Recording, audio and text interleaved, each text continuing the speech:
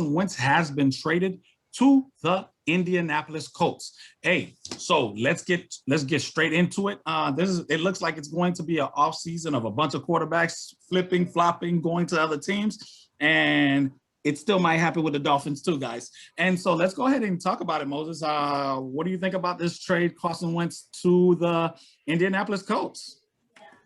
It's a good trade. It works out for everybody. Carson Wentz didn't want to be in Philadelphia anymore.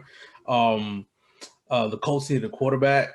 They had all the backstory, as everybody know. The Frank Wright was his offensive coordinator when he had that season. It was basically almost MVP season, and I think the Eagles were had the best record in the division, one of the best records in an NFC, and I believe the entire NFL.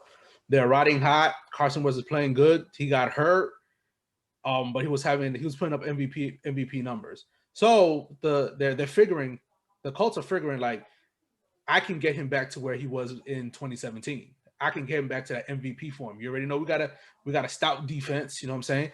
Our offensive line is way better than the Philadelphia Eagles offensive line, so we could actually protect him. So they say that we can go ahead, and they believe that they could win the Super Bowl with Carson Wentz. I think it works out perfectly fine. Ever since they benched him for Jalen Hurts, like you heard the reports that he was kind of like almost like, you could say like almost like a sore loser.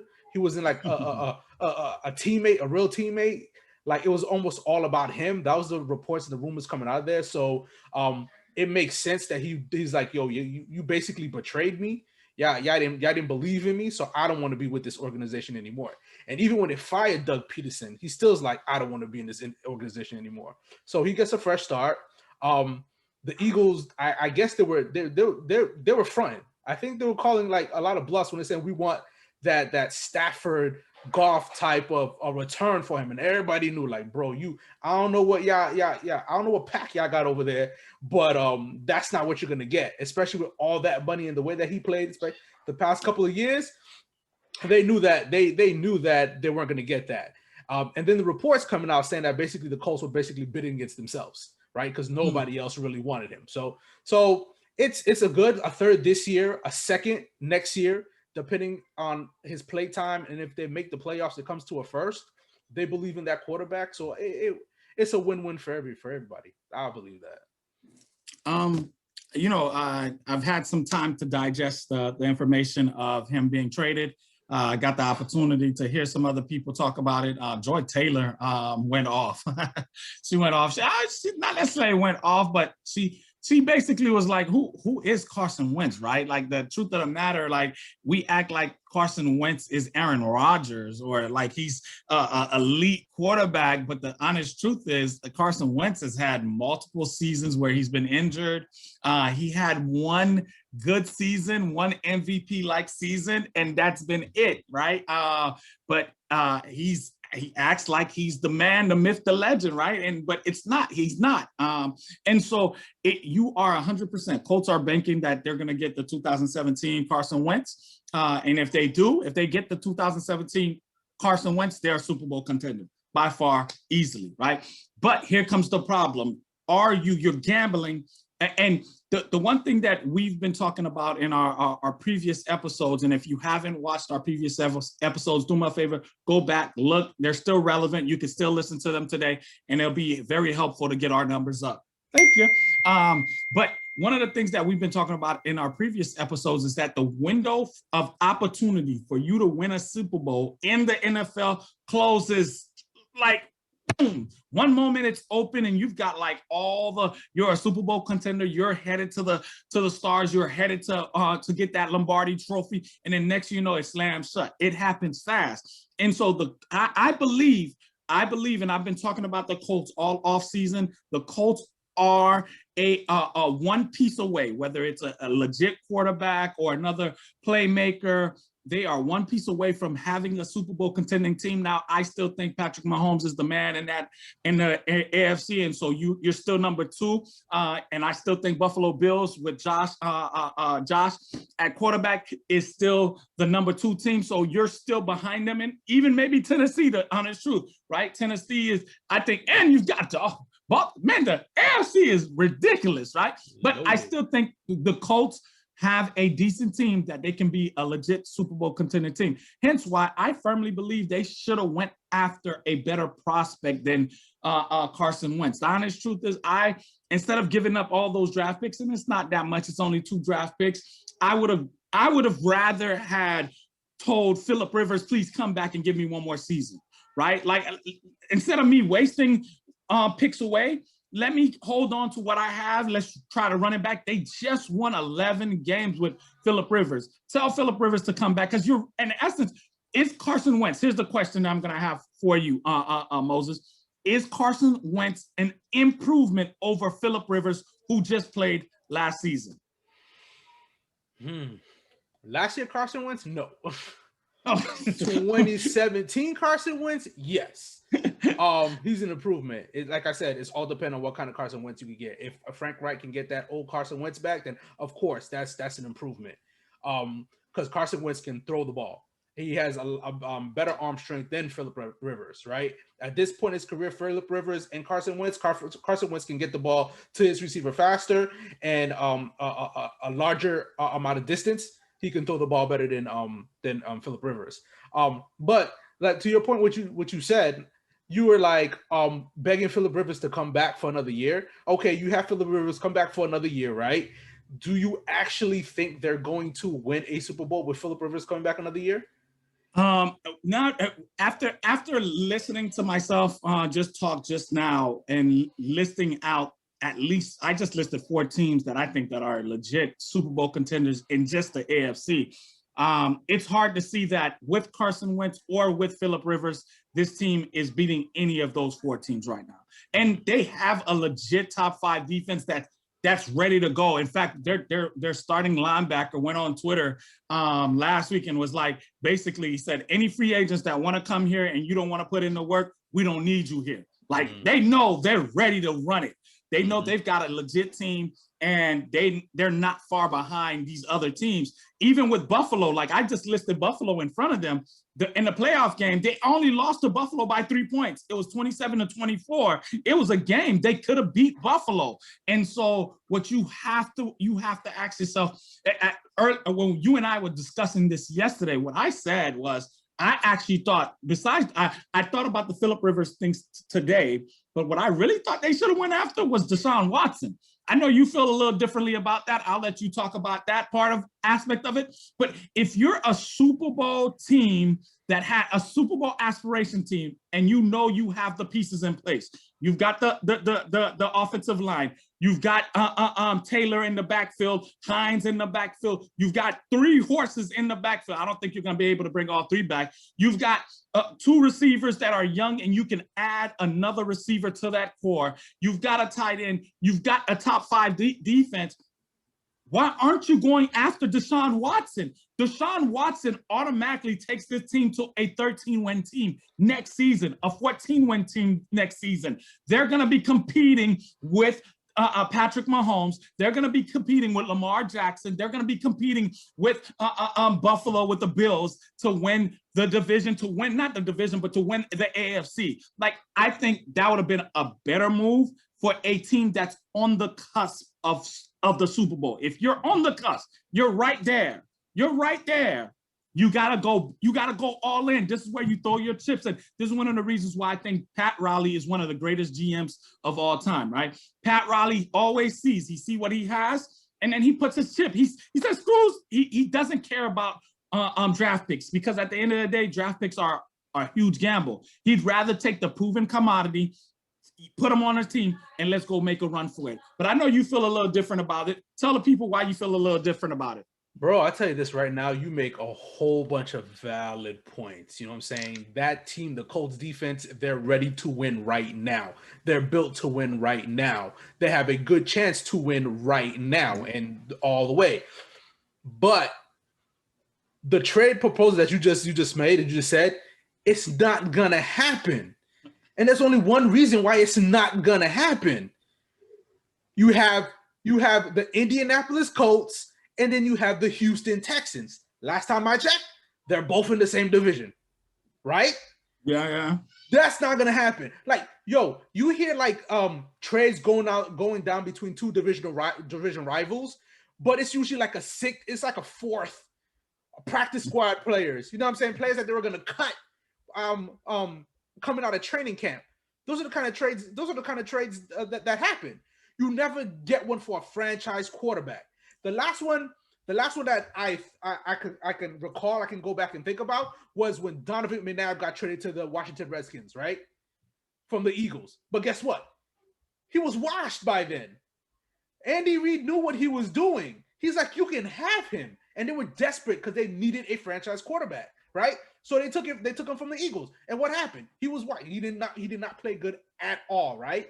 So that's not gonna happen. Like the Colts will have to come up to Houston and be like, bro, I'm going to give you my first round pick for the next 10 years, and you can take 5 starting whatever, offensive, defensive, it doesn't matter. Have your pick. And you can't even do that because you're looking what 3 years out for first round picks that you can give up. So it's not gonna happen. It definitely, because the purpose of trading a player, if you have to, is not you're gonna get weaker as a team because you're trading your franchise quarterback, but you're not making a division rival stronger. You're not gonna have somebody being contenders for a Super Bowl year in, year out that's in your division that's gonna keep you down in the bottom of your division, having you picking in the top five picks every single year. That's not gonna happen.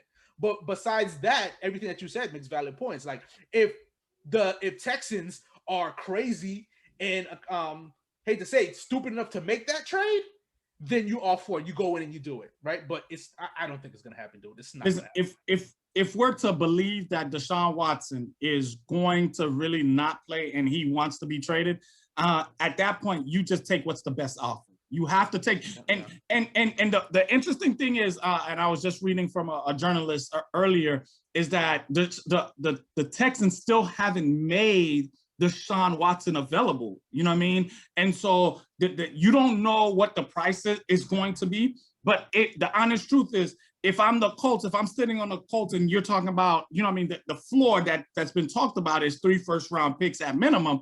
Like, who cares if I shoot 5 first-round picks? Because at the end of the day, the big question you got to ask is, what is, even if you don't do, listen, when they say 3 first-round picks, it doesn't have to be legit 3 first-round picks. It could be 2 first-round picks and an all-pro, right? And so, yeah, you might not be able to do all 5 first-round picks, but work it to the point where you're giving up 5 picks, you're giving up 3 picks, where you give 2 up players, you do whatever it takes because you're already at the cusp. What is a Super Bowl worth? A Super Bowl is worth a lot. You get Deshaun Watson on your team, you're going to be able to do what you need to do. At the end of the day, what's his name they're handcuffed. The Houston Texans are handcuffed. And so if the Colts come out, in this last point, if the Colts come out and they say they give them the best offer, you're gonna take it no matter what. You have to. No, it still wouldn't happen because you know how many teams are vying for Deshaun Watson right now? 20-something teams. Definitely. To tell you the truth, I wouldn't be surprised if it's the whole NFL. Even teams with established NFL. So Tampa Bay, you think if Tampa Bay can get Deshaun Watson, they won't get Deshaun? It's the money thing. I don't think Tampa Bay would do it. Yeah, of course, it's the money. Exactly. They probably don't got the money for it, but like you got more than 80% of the NFL would be in all Deshaun Watson. You have Carolina right now that is willing to give 3 first-round picks and Christian McCaffrey. That was the rumor. That was the report that just recently came out. You know what I'm saying? There are better offers. No, that's what I'm saying. If I give you a better offer, if I give you a better offer, answer the question. If the Colts would have come, it doesn't matter no more. But if the Colts had given the best offer, they're not taking the best offer. Crazy. They'll find something. That's the thing. You got to take the best offer. They're not going to trade to a divisional rival. They're not going to win anytime soon. Bro, it doesn't matter. You take the best that's going to help your team build. No, that's not how it goes. You hear every single year in, year out, that, there was better offers on the table, but they wanted to trade said player out of NFC or AFC, right? Because they didn't want to face it. Like, the only time we're going to face them if we both make the Super Bowl. You hear that all the time. Like, if it's 3 first-round picks or say 4 first-round picks and 2 all-pro players from the Colts, right? And then their second best offer is 3 first-round picks, a second-round pick, and an all-pro player. They're taking the second pick. No, they're not. Oh, hey, my friend. I want to help you understand one small concept in life, right? People that are these NFL owners are huge believers in capitalism, and in the system of capitalism, they believe in getting the most out of everything that you get. These are billionaires. But not when it's going to affect you in the long run. These billionaires aren't going to take a lower offer just because it's within the division. They're not. They're going to take the best offer. Now, caveat to my point. If you're saying that it's slightly, so like if the Colts are only coming slightly, okay, I'm going to give you 3 first-round picks and a second-round pick, and the Colts turn around and say, I'm going to give you 3 first-round picks and the second-round pick that's right above theirs, then of course, they're going to take the second pick. But if it's clearly better, like you just listed, that offer, they're taking. These are billionaires. These billionaires didn't get rich by just saying, okay, I'm going to take the lesser offer. Bro, it doesn't make sense to get as much as you possibly can while affecting you, while effectively hurting you in the long run. That does not make sense. You're getting the most right now, but then you can go like what the Texans. The Texans were trash for years because they couldn't find a quarterback, right? The Colts was good because they went back to, they went from Peyton Manning to Andrew Luck, right? Okay. So they've been in the bottom of the cellar as far as quarterback goes for years. They're not going to go help the Colts be prominent in, year out divisional winners while basically they're the ones that's doing it. It's not going to happen. I think we sometimes see things one-sided. And so you're saying they're not going to do it, but what you're forgetting is that if I'm acquiring a bunch of assets, it doesn't matter if I'm sending Deshaun Watson over there. The assets that I'm getting, if they can help me to elevate my team, that I know that to the point where I know I can go out and beat a Deshaun Watson. To me, it's not going to matter. I think the divisional thing is I don't want to say it's not real, but I think we get caught up in saying that, they won't do business with the teams do business with inside division all the time. You know what I mean? Last offseason, I know it's Strums, but Isaiah, oh my gosh, I can't remember his name, got traded. The Dolphins traded him to the Pats. You know what I mean? The Pats turned around and cut him the next week, right? So they do business with each other all the time. That's what I said. Especially in the NBA. Now, does it happen in the NFL often? No, it doesn't. But once again, I think if the piece, especially remember now, another component of this that we haven't really talked about, that we have talked about in the past, is that Deshaun Watson still holds the cards here. You know what I mean? Like if what's a scrubby team in the NFL right now? Come on, who sucks? I feel like everybody's good, right? Jags. Okay, I guess if the Jacksonville Jaguars come to Houston and is willing to give them 4 first-round picks, but the Colts show up on the porch and is like, yo, I got 5 first-round picks. Deshaun still can say, no, I don't want to go to the Jags. I want to go to the Colts. And then what are they stuck? What is Houston? No, you're gonna play for me? Like it's a tough situation. I think tell you this right now. Emphasizing the division thing. Everybody that's listening to this podcast, this conversation is going back. Please comment in the descriptions or comment below, right? Just comment and tell me how you feel about that. Do you think that a team would trade their franchise quarterback, not player, franchise quarterback that wants out of their team, that wants off their team to a divisional rival?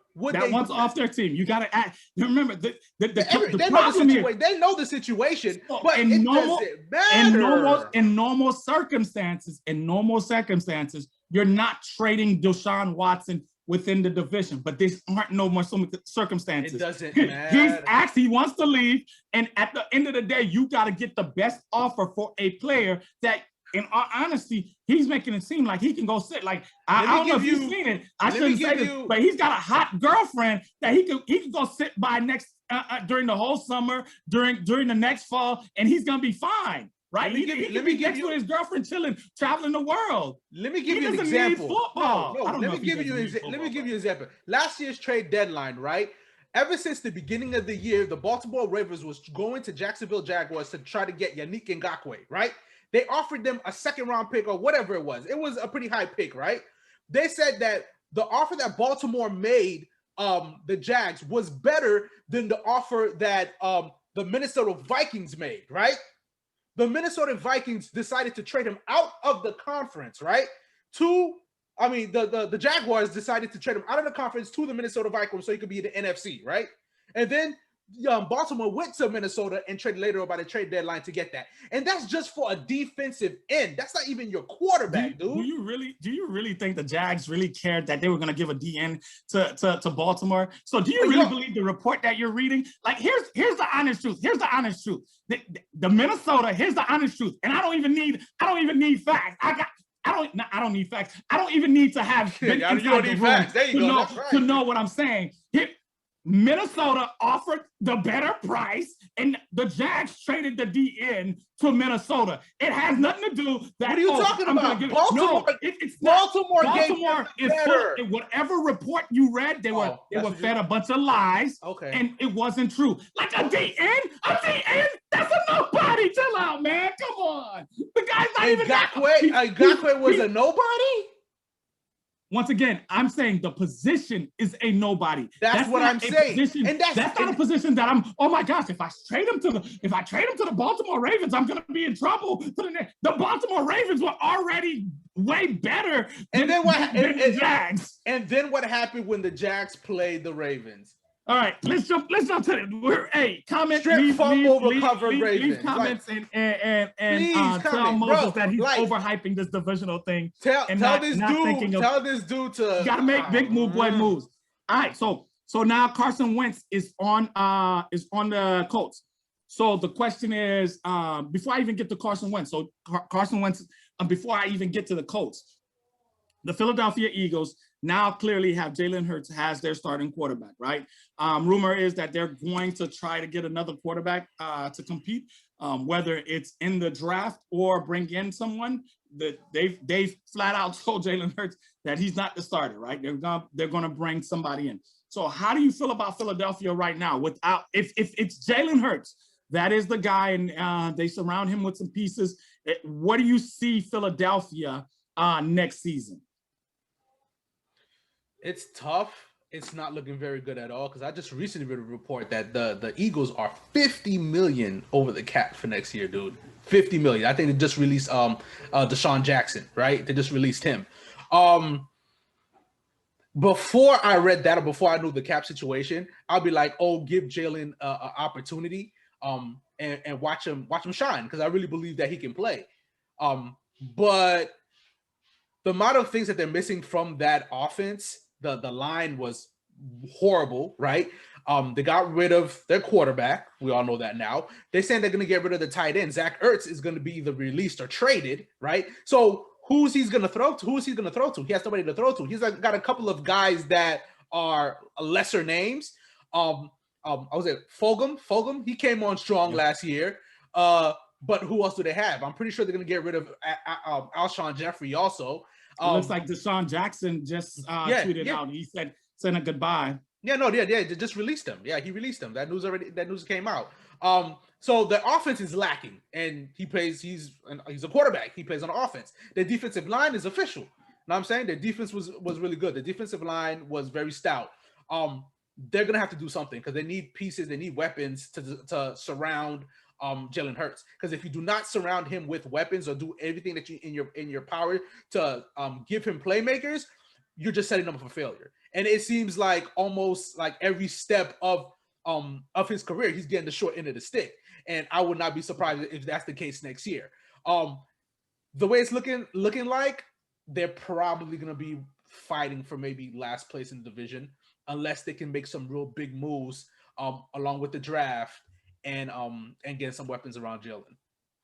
I hear you. I hear you. And one of the things that I try to do is I reached out to one of my guys that's a Philadelphia, very knowledgeable Philadelphia fan. You know what I mean? Some of us are fans, but you know what I mean? We're just fanatics. We just cheer the team on and we don't really know what's going on. And so I reached out to my guy, Mito, and probably should have had him on, but Mito flat out said that he doesn't know about Jalen Hurts, right? He said Jalen Hurts had the worst completion percentage in football last season. He spent a lot of time. His offense actually scored less points with him in the game than it did with Carson Wentz in the game, which I was totally shocked by because they did end up benching him, benching Wentz for Hurts, and so it was a little shocking there. And I think everything you just said also with the fact that they're over the cap, they're in a very bad situation. Their O-line is not going to get better, a new head coach. And so it's going to be interesting to see what happens with Jalen Hurts. I don't know if I agree with him being given the short end of the stick in his career. But I think in this situation, it looks like he is definitely going to be given the short end of the stick. And so, I mean, clearly, if Dallas brings back Dak Prescott, they're a better team. Washington just did really good, made the playoffs. I expect them to get better. And so, and I like the Giants. If the Giants can remain healthy, that's the problem. If they can remain healthy, I'm not super sold on Daniel Jones, but if they can remain healthy, that's a team that you got to consider yourself. It's above the Philadelphia Eagles. And so without free agency having started, without any draft picks, Philadelphia right now looks like they're at the bottom of the barrel. And so it looks like they're going to be what, 3-win team maybe. And then on top of that, I was made aware of that. Like, you think about it, the Philadelphia Eagles gave up 5 picks to go get your boy Carson Wentz when they drafted him, and then they just gave up 2 more picks. So it's like they gave up a ton of room, a ton of things for Carson Wentz. Mito actually believes that they should have kept Carson Wentz. He thought it would have been better move for them to keep Carson Wentz and allow Carson Wentz to do his thing, you know what I mean? Try to see if he could come back from this past season's injuries and mistakes, ugly mistakes. But I don't know. Yeah, I think they're in trouble. As far as the Colts, we kind of already alluded to it. So how do you feel with Carson Wentz? And let's just project it as a healthy Carson Wentz. I don't necessarily think we need to do a 2017 Carson Wentz, but a healthy Carson Wentz. How do you see the Colts making out with him on their team? But if you want to say that, if he's a game manager, let's just say at least a game manager, they're making the playoffs because there are a well-run organization, well-run team, right? So they're making the playoffs, right? If you can get really, really good, like not to say 2017, but close enough, they're going to the playoffs. They're going to play the playoffs, and they might make a deep run because the team is that good. So I can see them being one of the top teams in the AFC. Are they going to win it? Wait to see. I don't necessarily think so because I think there's other teams in the AFC that are actually better than them. But we can't base our judgment off of this previous year because they can make take leaps and bounds, and be a totally different team for the better next year, right? So we'll wait to see how it is. But they're in the mix. They're in a better situation than the Eagles. So yeah, I give them a chance. I give them a chance to make the Super Bowl, depending how they play. Like I said, if Carson Wentz does not turn over the ball, make plays with both his legs and his arms, they're a good team. They're a good team. Hey, this is Taylor's team. They need to hand the ball off. That young man started playing the last 6-7 games. I want to say 6 games down the stretch. That boy was a monster. He was a tote. Just hand him the ball, and I think they will be okay. Now, I agree with you. I don't know. I still think they're 5th best maybe right now in the division, but even at 5th best, it sounds bad, but the honest truth is, once again, they lost to the Buffalo Bills, who made it to the AFC Championship by 3 points, right? And if you think about it, it's only one play. Because if they hit that play, if that's that touchdown before halftime, they hit that play, it's a totally different game. Exactly. And so you're literally talking about one play away. And so I don't want to say right now I would rank them 5th, but they easily could be one play away and they make it to the Super Bowl next year. So they're a pretty good team. Look out for them. With that being stated, hey, ladies and gentlemen, we are official. Let me tell y'all something. Don't lie. Don't lie. Don't lie. Don't be like Ted Cruz. You know what I mean? Abandoning your people and going to Cancun. Don't be like not Andrew Cuomo, sending people to die in nursing homes. And then when you get caught, lie about it. Don't lie. Don't lie. Just be truthful. People, be truthful. You get caught, just tell the truth. Moses, tell the people something good. Something good, man. Have a good weekend, man. All right, y'all. We love y'all. Subscribe, like, and share.